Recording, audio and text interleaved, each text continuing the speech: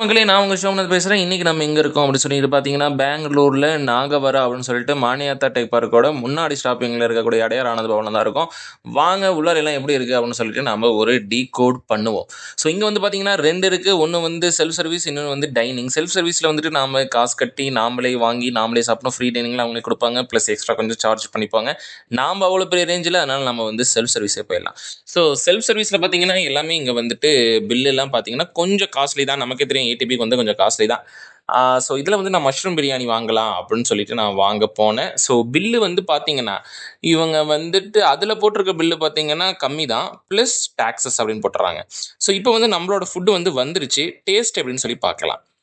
So taste அப்படின்னு சொல்லி பார்த்தீங்கன்னா குவான்டிட்டியும் ரொம்ப கம்மி.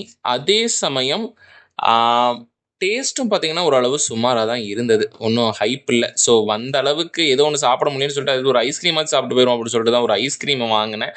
ஃப்ரூட்ஸ் அண்ட் நட்ஸ் அப்படின்னு சொல்லிட்டு. பட் அது வந்து ரொம்பவே ஒர்த்தாக இருந்தது. நல்ல ஃப்ரூட்ஸு நட்ஸு எல்லாமே போட்டு நல்லா டேஸ்டியாக இருந்தது. ஸோ அது வந்து ஆக்சுவலாக பார்த்தீங்கன்னா இங்கேயே உங்களுக்கு நான் வந்து காமிச்சிருக்கேன். ரொம்ப சூப்பராக இருந்தது.